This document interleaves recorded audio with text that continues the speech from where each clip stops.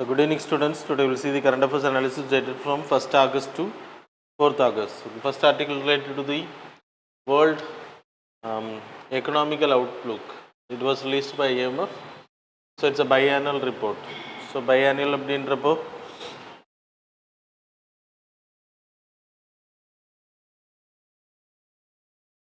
biannual report released by like April அப்புறம் October ரெண்டு வாட்டி ரிலீஸ் பண்ணோம். அப்புறம் அதோட அப்டேஷன் வந்து ஜூலையில், அதுக்கு பிறகு ஜானில் அப்டேஷன் will happen. இந்த ரிப்போர்ட்டை பொறுத்த வரைக்கும் key highlights of the report. World economy, that is 2025 it is growing by 3%. 2026 இதோட projection like 3.1% growth ஆகும் அப்படின்றது. Even though the world situation is not good, Ukraine Russia war, அப்புறம் tensions between US and China, இப்போ India கூட இருக்கக்கூடிய tensions, இது எல்லாமே தாண்டி குளோபல் வந்து வளர்ந்துட்டு இருக்கு அப்படின்றத சொல்கிறாங்க ஆவரேஜாக. ஸோ யூஎஸ்ஏவோட growth rate that is 1.9%, China that is 4.8%, euro வந்துட்டு யூரோ கரன்சி யூஸ் பண்ணக்கூடிய கண்ட்ரிஸ் 1.1%, ஜெர்மனி 0.1%, யூகே வந்து இது முன்னாடி இருந்ததுலேருந்து எவ்வளோ வளர்ந்துருக்கு அப்படின்றது. தென் யூகே வந்து 1.2%, ஜப்பான் 0.7%, ரஷ்யா 0.9%, பாகிஸ்தான் 2.7%. இந்தியாவை பொறுத்த வரைக்கும் அவர் ஜிடிபிஸ் 2023 9.2%, now it is reducing to 6.5% போன வருஷம். அது மாதிரி 2025 6.4%. இதெல்லாமே ட்ராபேக்ஸாக சொல்லப்படுது. ஈவன் தோ இந்தியாவோட GDP comparing to the world it's good அப்படின்றது. அதுக்கான ரீசன்ட் டிமாண்ட்ஸ் இன்க்ரீஸ் ஆகிருக்கு, டொமஸ்டிக் டிமாண்ட்ஸ் இன்க்ரீஸ் ஆகிறதுக்கு. அப்புறம் effective inflation is very low. அப்புறம் மேனுஃபேக்சரிங் அவுட்புட் நல்லா இருக்குது. Stronger service sector we are doing good. So இதெல்லாமே ரீசனாக சொல்லப்படுது. இந்த ரிப்போர்ட் யார் ரிலீஸ் பண்ணுறாங்க, என்ன பர்பஸ் அப்படின்றது important. The next article related to the skill impact bonds. Skill development சென்டர்ஸுக்கு ஃபண்டு கொடுக்கறதுக்கான இந்த bond skill impact bond. It was released in the year 2021 November 2021. First development skill டெவலப்மெண்ட்டுக்காக ரிலீஸ் பண்ணப்பட்டது. So it was under the national skill development corporation, ministry of skill development and entrepreneurship, அவங்க கீழே தான் இது வருது. இதில் வரக்கூடிய ஃபண்டு, இதில் கலெக்ட் பண்ணக்கூடிய fund it will be utilise for training purpose. அந்த ட்ரைனிங் முடித்ததுக்கு பிறகு they will be job. So அவங்க வந்து அதுக்கு பிறகு பே பண்ணுவாங்க. அந்த பே பண்ணுறதை வச்சு தான் இந்த பாண்டுக்கு வந்து ரிட்டர்ன் பண்ணப்படும் அந்த காசு. ஸோ இதில் வந்து 50,000 இளைஞர்களை ட்ரெயின் பண்ணுறதுக்கானது 4 years டார்கெட் வச்சுருக்காங்க. அதில் 62% ஷுட் பி உமன்ஸ் பார்ட்டிசிபேஷன் இருக்கணும் அப்படின்றது. ரிஸ்க் ஃபார் த இன்வெஸ்டர்ஸ் எடுத்துன்னா முதல்ல கேபிட்டல் கொடுக்கறது, அதுக்கு பிறகு அதில் training period, training institutions will get this amount for training முடித்ததுக்கு பிறகு ஜாப். அந்த ரீஃபண்டர்ஸ் யார் அப்படின்னா ஜாப் வாங்குறவங்க. ஸோ கேரண்டி ஜாப் இருந்தால் மட்டும்தான் இந்த ட்ரைனிங்கில் அவைலபிலிட்டி இருக்கும், இல்லைன்னா அந்த பாண்ட் வில் ஃபெயில். அதனால தான் ஒரு செக் அண்ட் பேலன்ஸுக்காக தான் இதை வச்சுருக்கு. த next article compensatory Afforestation Fund Management Planning Authority. There is a CAMPA fund, Compensatory Forest Afforestation Fund Management Planning Authority. It was created in the year 2016 by an act, CAMPA Act னு பேர். So இது எதுக்கு அப்படின்னா forest லேண்டுக்கு corporates வந்து divert பண்ணக்கூடிய fund.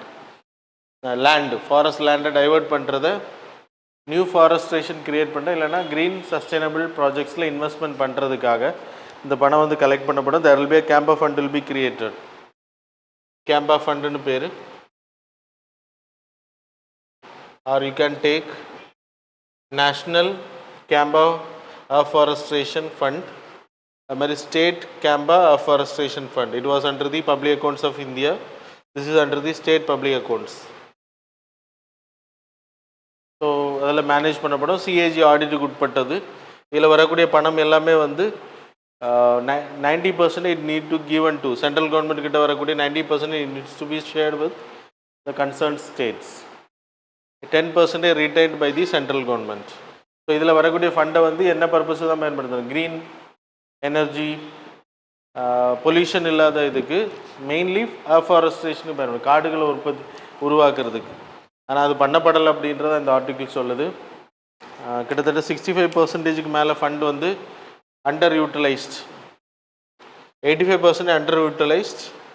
Under யூட்டிலைஸ்ட்னா என்னது? அதோட பர்பஸை தாண்டி வேறு காரியங்களுக்கு. ஆனால் there is a way, green எனர்ஜிக்கெல்லாம் இன்வெஸ்ட்மெண்ட் பண்ணலாம் இதில் வரக்கூடிய ஃபண்டை, பொல்யூஷன் க்ரியேட் பண்ணது அப்படின்னா. ஆனால் எல்லா ஃபண்டுமே அங்கே தான் போகுது.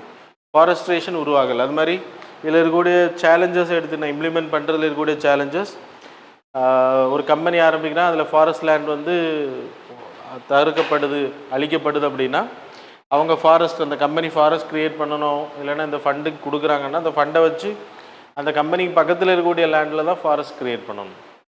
இல்லைனா it needs to go to the other purposes. So diversion ஈஸியாக ஆகும்.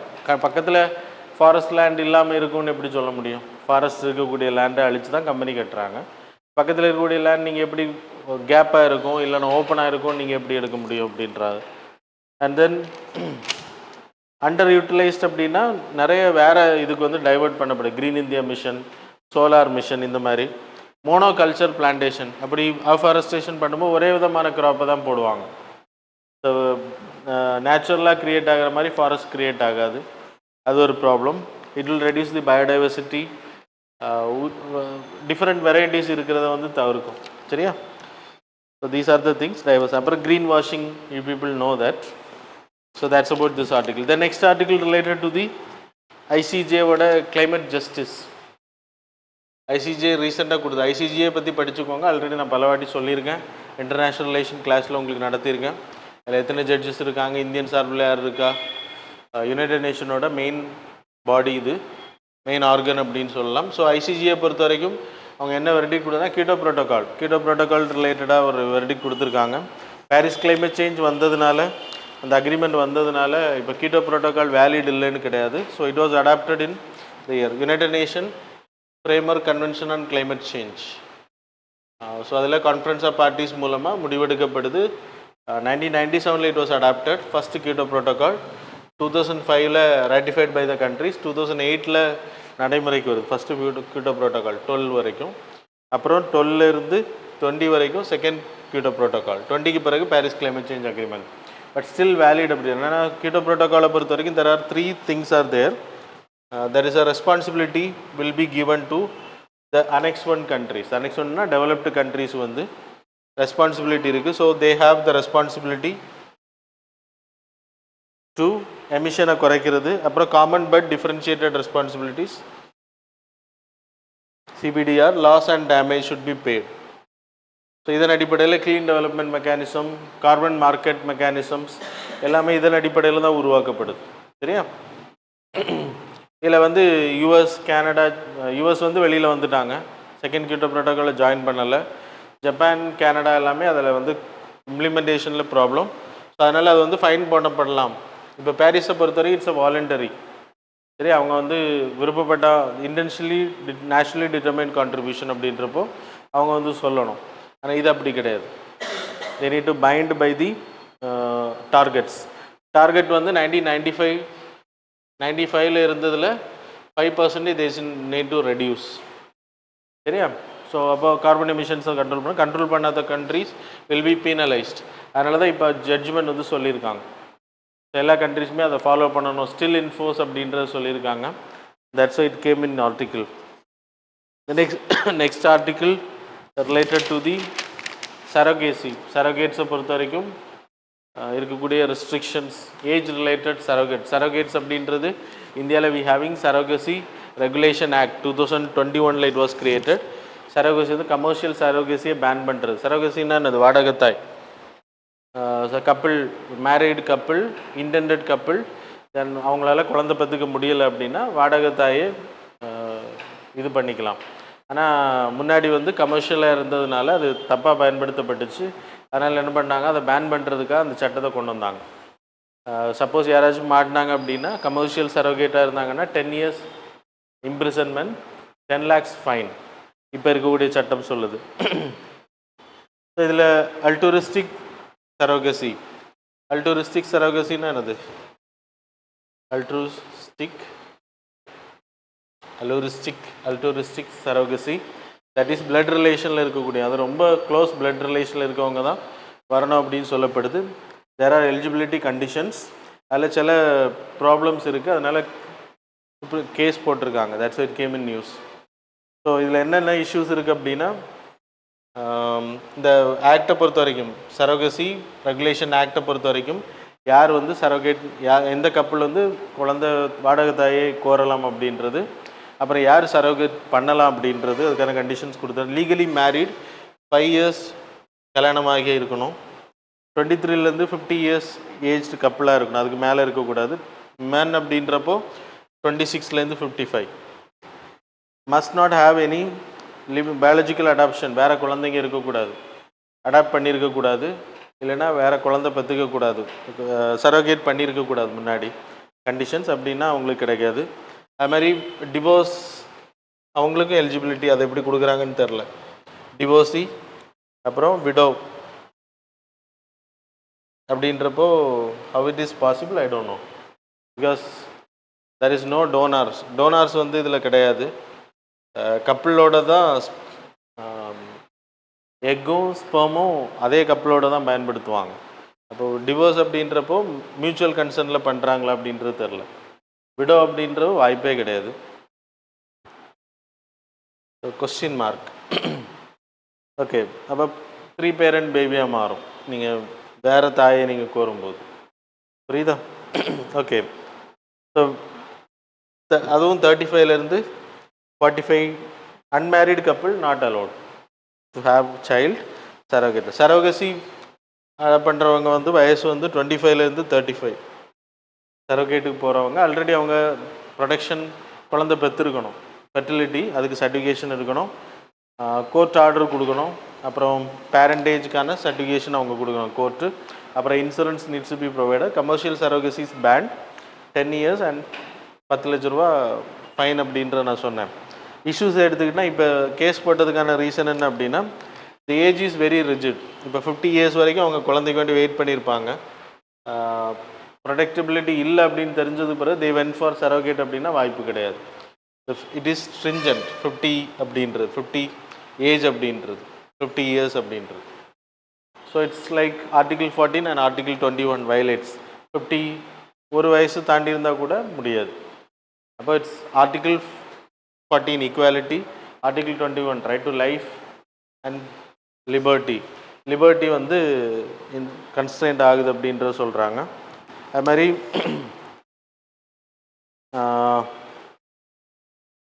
No transition. இப்போ 2022 இந்த ஆக்ட் வந்து இம்ப்ளிமெண்டேஷன் வருது Jan 1 இருந்து. அப்போது அதுக்கு முன்னாடி அந்த டிரான்சிஷன் பீரியடில் இருந்தவங்களுக்கு ஏதாச்சும் ப்ராப்ளம் வந்துச்சுன்னா இந்த ஆக்ட் வந்து பொறுப்பு இருக்காது. ஸோ என்னைக்கு இம்ப்ளிமெண்ட் ஆகுதோ எக்ஸ்போஸ் ஃபேக்டோ கிடையாது, சரியா? Retrospective effect, not expose ஃபேக்டோ, retrospective effect கிடையாது, அது வந்து சொல்லப்படலை. ஸோ இதெல்லாம் தான் ரீசனாக சொல்லப்படுது. அதனால தான் case, that's why supreme court need to give the judgment. The next article related to the strategic area, Indian ocean area. So அதில் எக்ஸ்டர்னல் அஃபேர்ஸ் மினிஸ்டர் நம்ம என்னெல்லாம் பண்ணியிருக்கோம் அப்படின்றத லோக்சபாவில் பேசியிருக்காங்க. So already we know the neighbourhood first policy.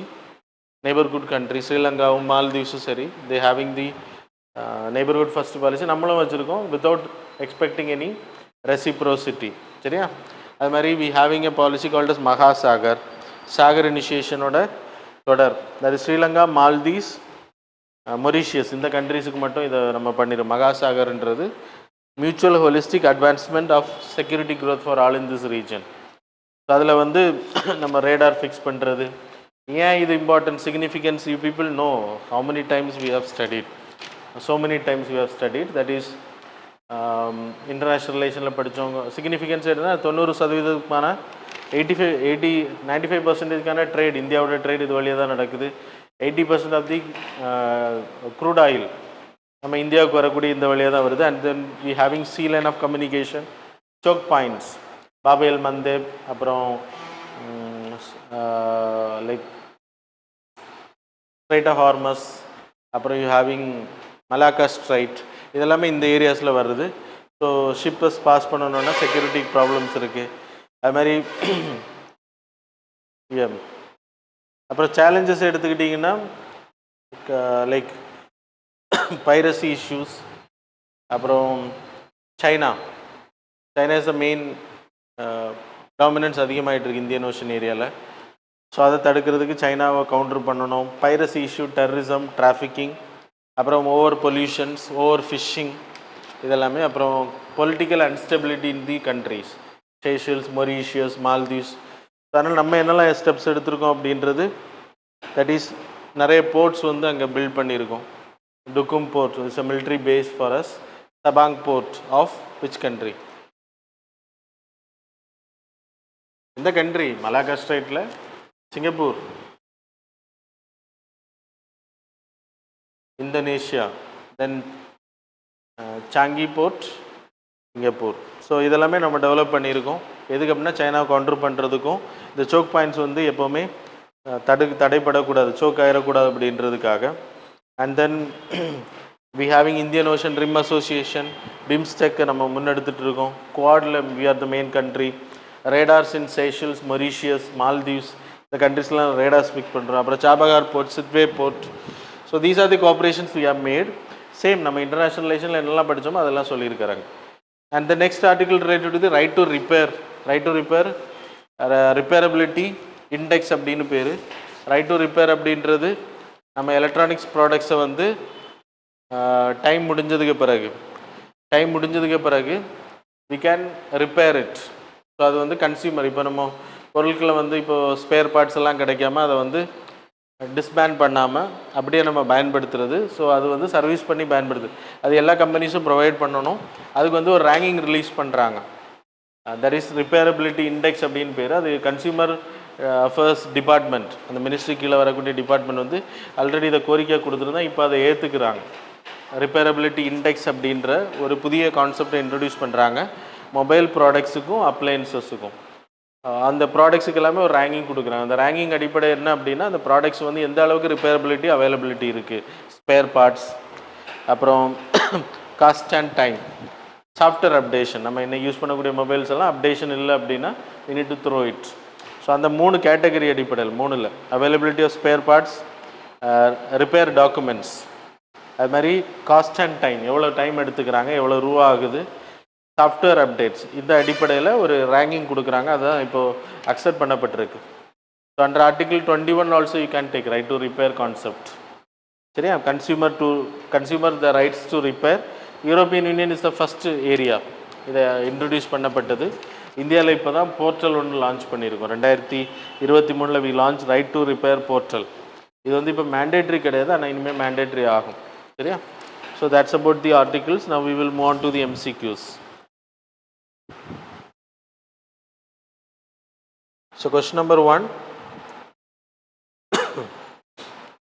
which of the following initiatives has India undertaken to achieve its climate targets? National Adaptation Plans. Statement number 2, sovereign green bonds. Statement number 3, mangrove initiative for shoreline habitats and tangible incomes. Statement number 4, mission life. So select the correct answer using the code given below. Options are A 1 and 2 only, B 2 and 4 only, C 1, 3 and 4 only, D all of the above. Question number 2, consider the following statements. Statement number 1, Gini index determines national level of income inequality across its population.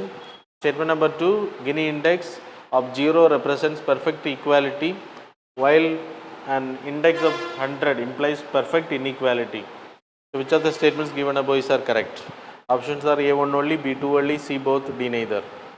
Question number 3, with reference to the NALSA, consider the following statements. Statement number 1, NALSA is a statutory body established to provide free legal services to the weaker sections of the society.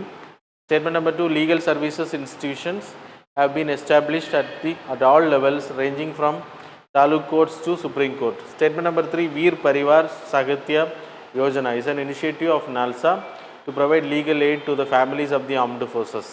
Which of the statements given above are correct? Options are A 1 and 2 only, B 2 and 3 only, C 1 and 3 only, D all of the above.